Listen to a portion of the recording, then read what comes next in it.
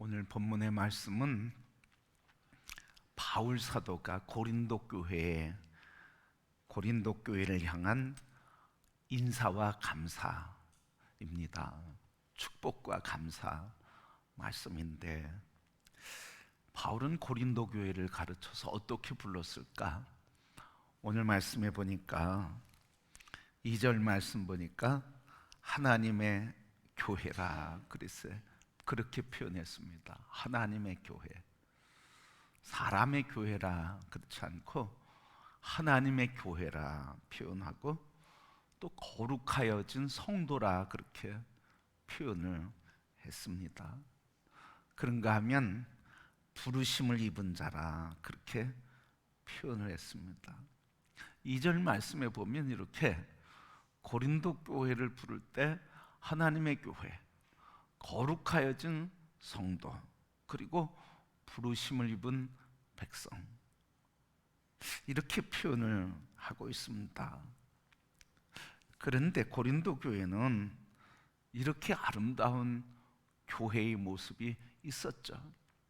그 교회의 모습, 사실 오늘 말씀에 보면, 오늘 5절 말씀에 보니까 모든 일 곧 언변과 지식에 풍족했다. 언변과 지식에 풍족했대. 철학의 도시 영향을 받아서 그렇겠죠. 언변과 지식에 풍족했고, 그리고 6절 말씀, 그리스도의 증거가 너희 중에 견고하게 굳게 섰다. 그렇게 하나님의 말씀에 굳게 섰다고 하는 표현이죠. 그 다음에 7절 말씀 보니까 모든 은사에 부족함이 없었다. 그래서 예수 그리스도의 오심을 기다리는 자들이다. 이렇게 예수 그리스도 다시 오심을 기다리는 아름다운 교회, 그리고 모든 은사에 부족함이 없는 성도와 교회, 그리고 지식과 언변에 있어서 아주 뛰어난 교회, 그래서 하나님의 교회, 거룩한 성도, 부르심을 입은 백성이라고 이렇게 인사를 하며 축하를 하고 축복을 하고 있습니다. 자, 그러면 여러분, 이 고린도 교회는 이렇게 하나님의 교회로 거룩한 성도라고 부르기에 부끄러운 면은 없었을까 하는 거예요. 아름답고 이렇게 바울이 고백한 것처럼 거룩한 모습만 있었을까 하는 거예요. 근데 고린도 교회는 이 아름다운 고백과 표현 이면에는 참 많은 문제를 갖고 있었고, 그 어느 교회보다도 심각한 문제를 갖고 있었던 교회였습니다. 외모에 대해, 먼저 바울에 대한 바울과의 관계, 그 교회를 세우고 그 교회에 담임자의 삶을 살았던 바울과의 관계에서 이 고린도 교회는 바울의 외모에 대해서 시비를 걸어요. 그리고 말을 잘하지 못한다고 또 시비를 걸어요. 그런 것만이 아니라 결정적으로 사도권에 대한 시비를 걸어요. 그래서 바울이 편지할 때마다 꼭 사도권에 대한 변론을 하거든요. 당신이 세운 교회고, 하나님께서 바울을 통해서 교회를 세우게 하고 말씀과 복음을 전하게 하고 믿음의 사람과 은사를 공급하는 일에 영적 지도력을 발휘했는데, 끊임없이 영적 지도자 바울에 대해서 시비를 걸고 있다는 거예요.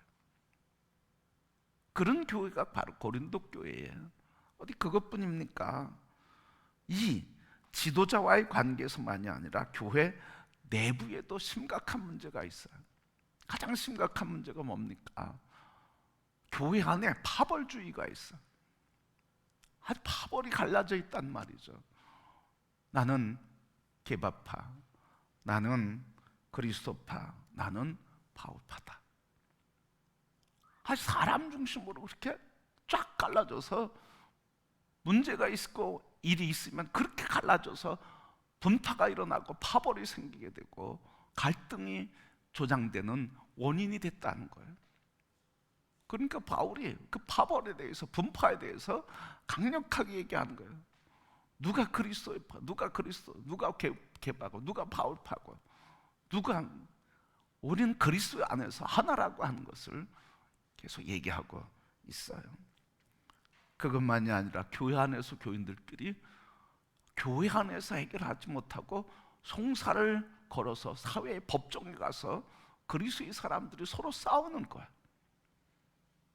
은사의 사용에 있어서 은사에 풍성했는데 이 풍성한 것이 교회 은사에 있어서 질서 없이 사용하는 거예요. 방언을 하는데 방언을 함부로 쓰거든요. 통변하는 사람을 하라. 그 은사를 자기 자랑으로 덕을 세우는, 다른 사람의 덕을 세우는 일에 써야 되는데 은사 받은 자기 자랑하는 거예요. 자기 자랑. 방언한다, 예언한다, 내가 기도했더니 자기 자랑하는데 다른 사람의 덕을 세우는 일에 그게 쓰임받고 그래서 하나님께 영광 돌려야 되는데 자기 자랑하는 데 쓰는 거예요. 예언할 때도 분별해서 해라. 한 사람이 하지 말고 두세 사람이 하게 해서 분별해라. 그래서 은사에 질서 있게 하라고 그렇게 계속 고린도 교회에 대해서 말하고 있어요.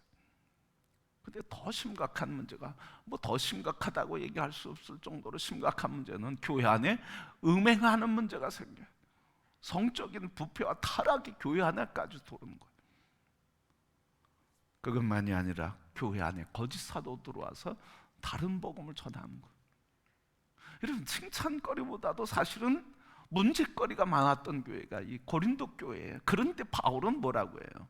하나님의 교회라고 얘기하고 거룩하여진 성도라고 이야기하고 하나님의 부르심을 받은 백성이라고 이야기하고 있어요. 그러면서 지식과 그리고 말에 있어서, 언변에 있어서 풍성하다고, 은사에 있어서 풍성하다고 그렇게 말하면서 칭찬하고 있어요. 여러분, 이렇게 많은 문제, 그리고 문제의 사람들이 있는데, 그래서 교회가 혼란스러움과 갈등 속에 있는데 어떻게 바울은 감사하고 축복하는 인사를 할 수 있었느냐는 거죠. 아마 문제가 더 많았으니까 문제거리를 먼저 얘기할 수 있을 거예요, 여러분. 그런데 이런 문제와 문제의 사람들과 문제의 상황 속에서 어떻게 이런 혼란스러운 상황에서 축복과 감사를 할 수 있었을까? 어떻게 이런 감사와 축복을 할 수 있었을까요? 우리에게 감사에 대한 교훈을 주는데 오늘 말씀을 통해서 감사에 대한 교훈을 생각해 보려고 그래요. 이런 상황에서 어떻게 이렇게 감사할 수 있었을까? 첫 번째 감사는 믿음이기 때문에 그런 거예요. 믿음이에요. 그래서 바울은 믿음으로 감사하고 있어요. 4절 말씀, 너희를 위하여 항상 하나님께 감사하노라. 이게 무슨 말씀일까요? 너희를 위하여 내가 항상 하나님께 감사한다는 건 뭐예요? 너희를 위해서 항상 하나님께 감사한다. 여러분, 고린도 교회는 음행의 도시예요. 음란의 도시예요. 음란의 사람이에요. 근데 거룩하게 하셨어요. 그리고 성도라 불렀어요. 그래서 하나님의 은혜라고 하는 믿음에서 감사하는 거예요. 또한 이렇게 문제가 있음에도 이렇게 성도라고 인정해 주시고 하나님이 불러주시고 거룩한 하나님의 교회라고 높여주시는 게 하나님의 은혜라고 하는 거예요. 그것을 믿는 거예요, 여러분. 그래서 믿음으로 감사하는 거예요. 하나님이 그렇게 은혜 주셔서 하나님의 역사를 이렇게 세워주셨다고 하는 믿음. 또 믿음은 뭡니까? 이런 문제가 있음에도 불구하고 문제를 얘기하면 문제에 집착하지 않고 문제를 지적할지라도 하나님의 사람으로 온전케 세우는 복음으로 이야기하는 이유는 뭡니까? 그것은 바로 믿음 때문에 그런 거예요. 믿음이 뭐예요? 우리가 잘 알고 있는 것처럼 믿음은 소망이에요. 소망. 믿음은 소망이에요. 왜? 믿음은 우리에게 늘 얘기하는 것처럼 성경 히브리서에 있는 것처럼 바라는 것들의 실상이 있는 거예요. 아직 이루어지지 않았지만 그것을 이루어진 것으로 바라보는 거예요. 그리고 그것이 현재 이루어진 것으로 여기는 거예요. 그러니까 믿음은 소망이거든요. 그러니까 이 바울은 이 믿음의 소망 안에서 하나님께 감사하는 거예요, 여러분. 그래서 감사를 누구에게 하고 있어요? 내가 감사한다고 하지 않고요, 항상 하나님께 감사한다고 그랬어요. 고린도 교인들을 바꾼 게 누구예요? 하나님이에요. 고린도 교인들에게 은혜 주시는 게 누구예요? 은사 주시는 게 누구예요? 믿음에 굳게 서고 언변을 주시고 지혜를 주시고 그 환난 속에서도 하나님 예수 그리스도 다시 오심을 인내하며 기다리게 하시는 게 다 하나님의 은혜예요. 그래서 하나님께 감사하는 거예요. 역사의 주권자 이루어 가신 하나님, 하나님의 전능하심을 믿으니까 감사하게 되고, 믿으니까 소망이 생기고, 믿으니까 흔들림 없이 축복할 수 있는 힘이 나오게 되는 거예요. 그래서 감사는 바로 이런 믿음의 능력에서 나오는 거예요. 감사는 바로 이런 소망에서 나오는 거예요. 무슨 소망? 무슨 능력? 하나님의 전능하심을 믿는 믿음에서 나오는 거죠. 그래서 우리 그리스도인은 항상 하나님 앞에 감사할 수 있어요. 현실을 부정하고 싶은 상황에서도 감사할 수 있는 힘은 어디서 오는 거? 그건 바로 하나님의 전능하심을 믿는 믿음에서 오는 거라는 말씀이죠. 그래서 우리가 감사할 수 있는 삶을 살아갈 수 있도록 뭐 해야 돼? 믿음의 주 대신 예수 그리스도를 늘 바라보는 거예요. 주님, 저에게 믿음을 더하여 주옵소서.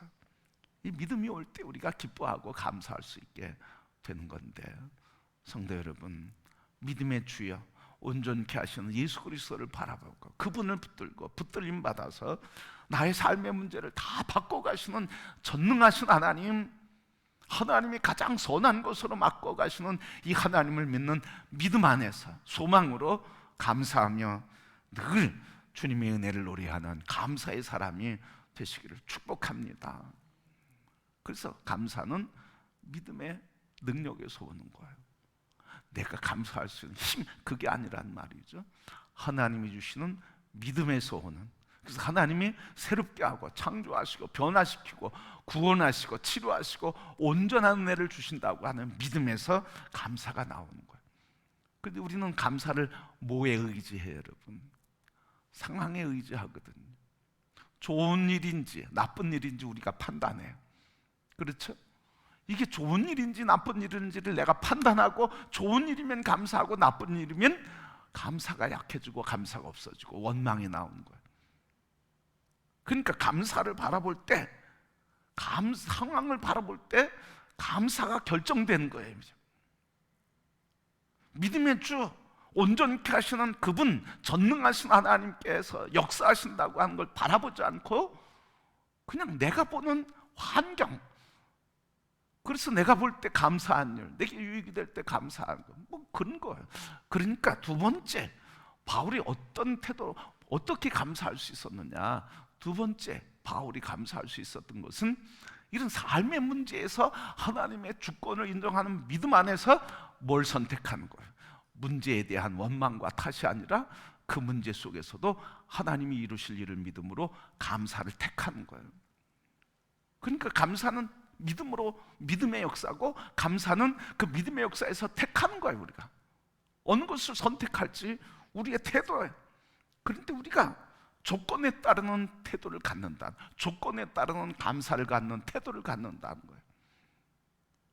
그러니까 이 조건을 갖는 태도, 조건에 따르는 감사의 태도는 항상 감사할 수 없어요. 조건에 따라서 감사할 수 있지 모든 일에 감사할 수 없어요. 그러니까 이런 믿음이 없는 조건에 따른 감사는 사람이 일희일비하는 거예요. 그냥 자기에게 유익이 되면 하하호하고, 조금 힘들면 그냥 푹 죽고 원망하고 탓하고. 그러니까 신앙이 성장할 수도 없고 성숙할 수도 없고, 신앙이 깊어질 수도 없고, 신앙의 담대함도 없고, 그리고 하나님의 전능하심을 믿지 못하니까 세상이 기준이 되는 거예요. 좋고 나쁜 것이 기준이 되는 거예요. 그러니까 항상 하나님의 은혜는 때로는 아름다운 일로, 때로는 우리가 이해할 수 없는 일로 나타나게 되는데, 이해할 수 없는 문제에 대해서 우리가 하나님께 감사할 수가 없어요. 그래서 두 번째, 바울이 감사할 수 있었던 이유는 조건에 따른 태도가 아니라 삶의 근본적인 자세가 감사의 자세를 갖고 있었다는 거예요. 감사. 그러니까 근본적으로 문제가 있는 고린도 교회를 보면서도 삶의 근본적인 관점과 시각이 감사의 시각이니까 감사로 보는 거예요. 문제가 심각해도 그걸 뭐로 보는 거예요? 하나님 감사합니다. 왜? 이 문제가 해결하시는 하나님의 섭리를 믿으니까. 그러니까 감사하는 거예요. 영의 눈이 열리기를 바랍니다. 감사의 눈이 열리기를 바랍니다. 삶의 관점이 근본적으로 감사가 되기를 바랍니다. 그렇지 않으면 미혹하는 영에 항상 넘어가게 돼 있어요. 이기적인 생각과 자기의 경험과 자기의 자아에 항상 붙들리게 돼 있어요. 그래서 우리의 심령과 관점을 하나님 말씀에게 내어드리고 하나님 말씀에 붙들리고 하나님 말씀을 붙잡아 자세, 근본적인 삶의 자세가 감사로 바뀌는 감사의 렌즈를 착용하기를 주의 이름으로 축복합니다.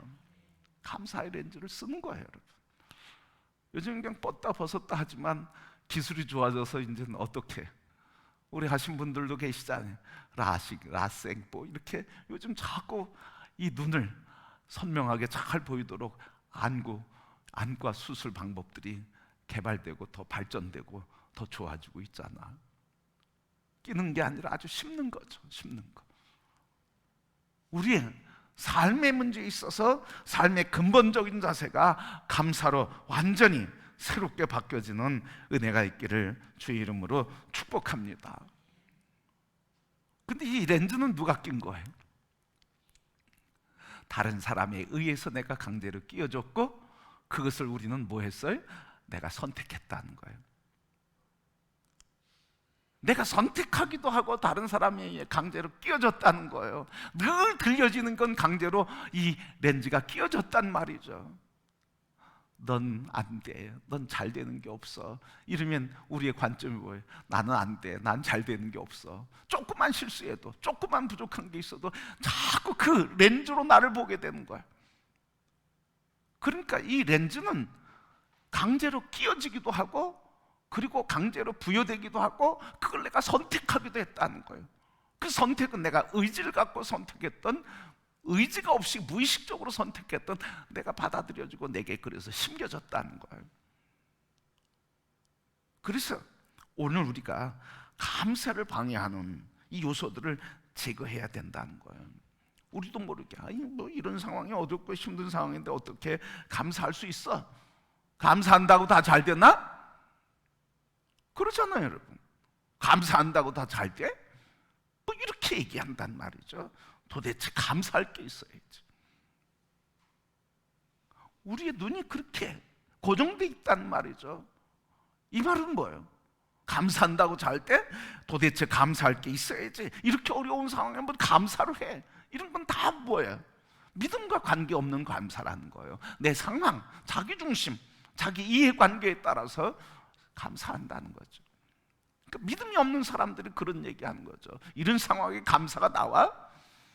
도대체 감사할 게 있어야지. 감사한다고 상황이 달라져? 하나님의 전능하심을 하나도 믿지 않는 세상 사람과 똑같은 고백을 하고 살아갈 수 있다는 거예요, 여러분. 언제? 우리의 감사의 눈이, 삶의 근본적인 관점이 감사, 하나님의 전능하심을 믿고 그리고 그 하나님의 전능하심을 믿는 믿음으로 내가 감사를 선택하는 이런 안목이 없으면 믿으면서도 말하는 건 세상 사람과 다를 게 하나도 없어요. 그러니 무슨 영향력이 있겠습니까? 무슨 선한 능력이 나가겠습니까? 세상 사람처럼 얘기는 잘하겠죠. 그런데 말씀과 예수 그리스도와 복음의 능력은 없게 된단 말이죠. 그래서 가장 먼저 우리가 할 일은 감사를 방해하는 요소를 제거시키는 거예요. 여러분, 감사를 방해하는 요소가 뭡니까? 우리 안에 뭘? 너가 먼저 해야지. 네가 먼저 감사해야지. 왜? 내가 먼저 하냐? 너 내게 은혜 받았으니까, 내가 너에게 사랑 줬으니까, 내가 너에게 뭘 베풀었으니까 너가 먼저 감사해야지. 내가 나한테 감사 안 하니까 나도 너한테 감사 안 해. 근데 우리는 그 감사를 뭐로 바꾼 거예요? 옳으냐 그르냐 하는 문제로 바꿨잖아. 그죠? 너가 먼저 감사해야지. 내가 너에게 이렇게 했으면 네가 먼저 나한테 와서 감사할 줄 알아야지. 이걸 뭐로 바꾼 거예요? 감사의 문제를 옳으냐 그르냐로 바꾼 거예요. 그런데 여러분, 옳으냐 그르냐로 볼 수 있죠. 근데 이 감사의 문제는 옳으냐 그르냐의 문제를 넘어서서 감사하면 하나님께서 그 감사의 역사를 감사하는 자에게 역사와 은혜를 베풀어 주시고 믿음의 고백대로 우리에게 하나님의 은혜를 베풀어 주신다고 하는 은혜의 방편이란 말이죠. 근데 그걸 우리는 옳으냐 그르냐를 따지니까 은혜의 방편을 잃어버리는 거예요. 그래서 당신이 먼저 해야지. 내가 뭘 했으면 갚을 줄 알아야지. 이게 아니라 그렇게 하지 않을지라도 우리가 하는 이유는 뭐예요? 그러면서 여러분들이 고백하는 언어가 있죠. 저는 여러분들을 통해서 그 이야기를 듣습니다. 그 사람이 나에게 어떻게 할지라도 저는 그것이 하나님의 자녀로 내 안에 주신 사랑의 기쁨과 감격을 나눌 수 있어서, 그래서 내가 감사해서 그분이 나한테 어떻게 하든 내가 그분에게 사랑을 공급하고 그 감사를 내가 표현합니다 하면서 뭐라고 그래요? 사랑할 수 있는 사람, 공급할 수 있는 사람, 나눌 수 있는 사람이 있어서 감사하죠. 이렇게 고백해요. 보니까 그게 아름다운 모습이죠, 여러분. 그때 우리는 감사의 문제를 자꾸 옳으냐 그르냐 문제로 바꿔간단 말이에요. 그러니까 감사를 잃어버리는 거예요. 세상 말로 기브 앤 테이크 하는 거죠. 내가 너에게 이만큼 줬으니까 너 나한테 이렇게 줘야 돼. 그렇게 하지 않으면 나한테 그렇게 안 해줬으니까 내가 더 이상 너한테 감사할 이유가 없어. 철저히 인본주의적인 감사죠. 그런데 우리가 어때요? 감사하지 않아도, 감사를 받지 않아도 당신에게 섬길 수 있어서 내가 감사하지. 이게 감사이잖아요, 여러분. 여러분, 이런 은혜에서 오는 감사, 하나님이 당신을 섬길 수 있도록 내게 물질을 주시고 마음을 주시고 기회를 주신 것 감사합니다. 이런 하나님의 은혜 안에서 감사하는 삶의 태도를 우리가 회복해야 될 줄 믿어요. 그래서 너가 먼저라고 하는 말을 우리가 빼버려야 된다는 말씀이죠. 그 다음에 또 뭐라고 그래요? 너는 뭐라고요? 당신은 감사받을 자격이 없어. 감사한 일을 받을 자격이 없단 말이죠. 뭘 보고? 그 사람의 행동과 삶을 보고 그렇게 얘기하거든요. 그러면서 우리가 또 감사를 방해하는 요소, 아니 어떻게 이런 상황에서 더 나빠지고 있잖아. 이런 상황에서 어떻게 감사해? 더 상황이 나빠지고 있잖아. 우리가 이런 감사를 방해하는 여러 가지 항목들이 있는데 이런 것들을 빼버려야 된다는 거죠. 이런 상황이야. 또 당신 그런 형편에, 그런 당신의 그런 모습에, 아니 당신이 먼저, 이런 태도를 우리가 버릴 때 감사의 회복이 일어나는데, 감사가 회복되는 사람들의 공통적인 이야기가 있어요.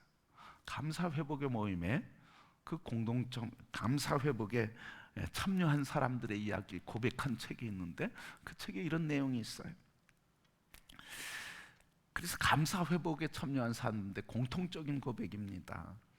가장 힘들었던 일은 제게 감사하지 않는 사람들에게 감사하는 마음을 갖는 것이었습니다. 그는 전혀 노력하지 않는데 왜 나만 혼자 힘들게 애써야 하지? 이런 마음을 극복하는데 많은 시간이 걸렸지요. 바로 감사를 회복한 사람들이 겪는 어려움 중에 하나가 뭐냐면, 나한테 감사하지 않는 사람, 그리고 전혀 노력하지 않는 사람에게 어떻게 힘들게 그들에게 우리가 감사를 표현해야 되느냐는 거예요. 근데 그걸 이기는 게 힘들었다는 거예요. 그런데 그걸 이기고 나니까 어떤 사람이든 자기와 관계에서 나한테 이해를 주든 이익을 주든 손해를 주든 어떤 사람이든 감사할 수 있게 되었다고 행복을 고백하고 있다는 말이죠. 여러분, 이렇게 감사, 이런 어려움이 있어요. 감사가 쉬운 일이 아닌 거 우리가 다 알고 있어요. 감사가 이렇게 힘들어요. 왜? 이런 습관 때문에도 그렇고, 더불어서 우리의 사고방식이 다른 데로 굳어져 있기 때문에 그래요. 우리의 사고방식이 어떻습니까? 너무 익숙한 게 있어. 뭐예요? 비난하고 부정하고 원망하고 회피하는 것, 이런 것에 우리가 익숙해 있어요. 부정하고 원망하고 비난하고 회피하는 것, 이게 너무 쉬워요. 감사하려고 하면 감사하지도 않은데 감사하려고 그러니까 얼마나 힘들어. 감사를 찾으려고 하니까 얼마나 힘들어, 불편해.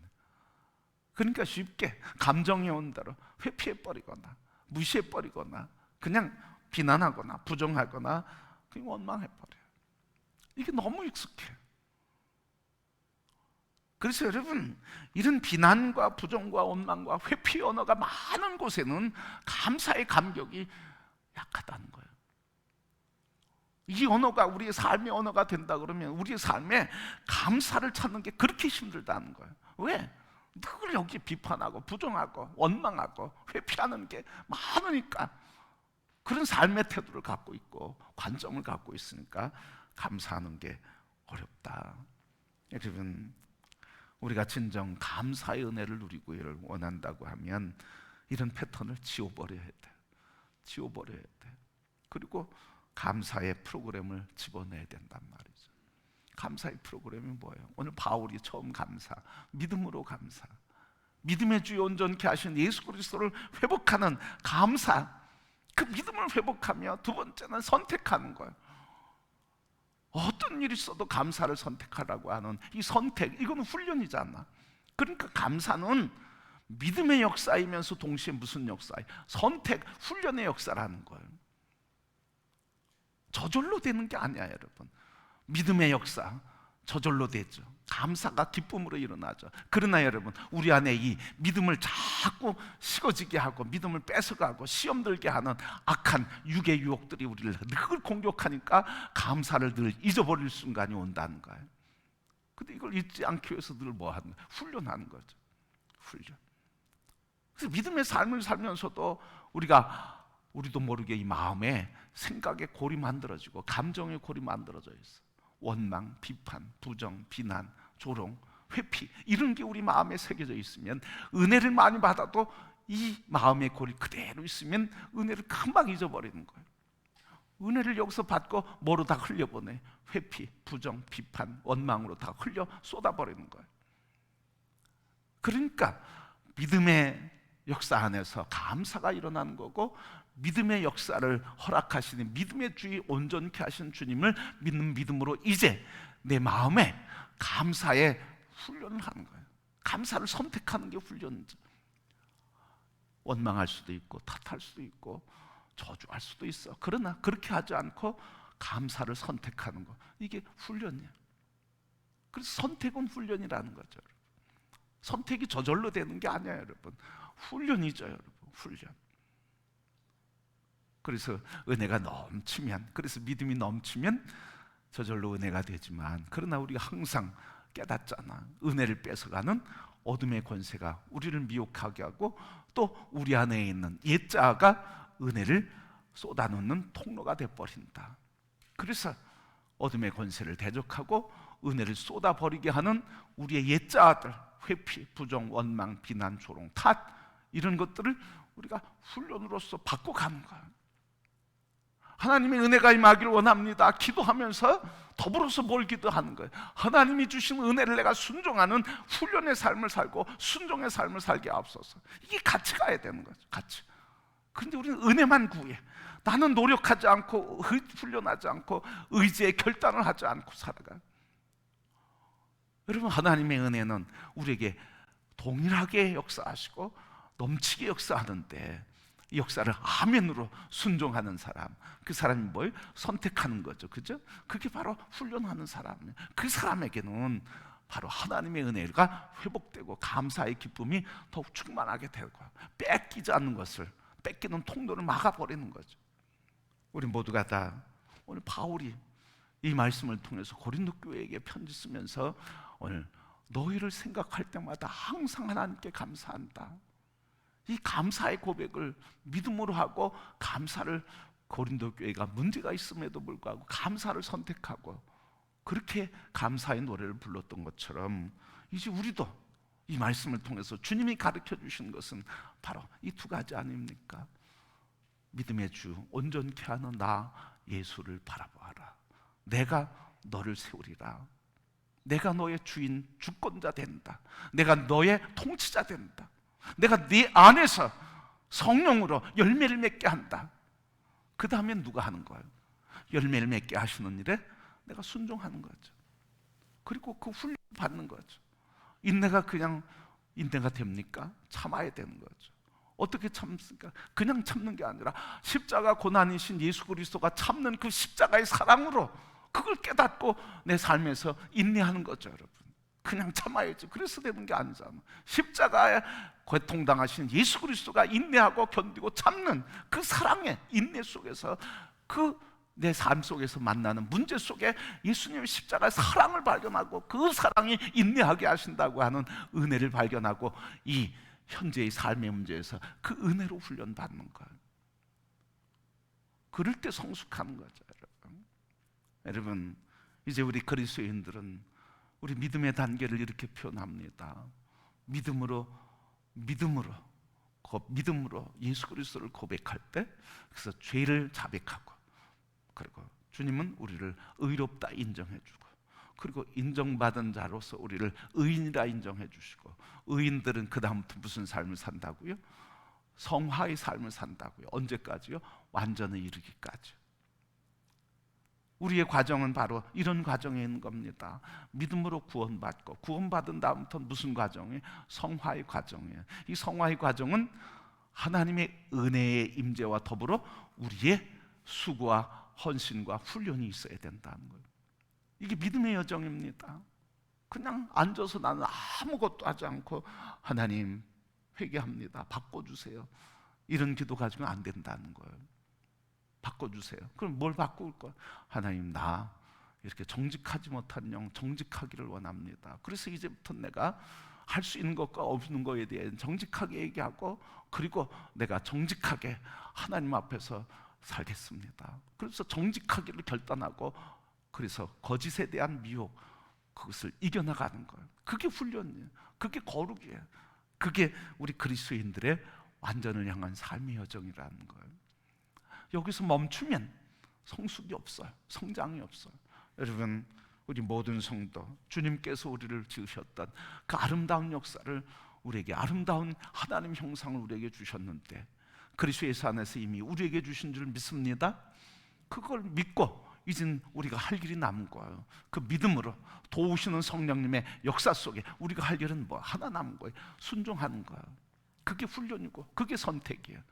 여러분, 이 믿음의 성숙의 과정에서 날마다 도우시고 힘주시고 이루시는 그 역사를 믿는 믿음으로 도우시는 성령님의 역사에 아멘하고 순종하며, 그래서 훈련하고, 그래서 선택하면서 감사를 이루어가고, 하나님의 은혜를 기쁨으로 어떤 환경에서도 감사의 기쁨을 잃지 않고 누리며 하나님의 영광을 높이 드러내는 모든 성도가 될 수 있기를 축복합니다. 하나님께서 우리 모두에게 도우신 은혜 안에서 힘주셔서 선택하고 결단하는 은총으로 하나님의 영광에 기쁨이 되는 온 성도 다 되시기를 주님의 이름으로 축복합니다.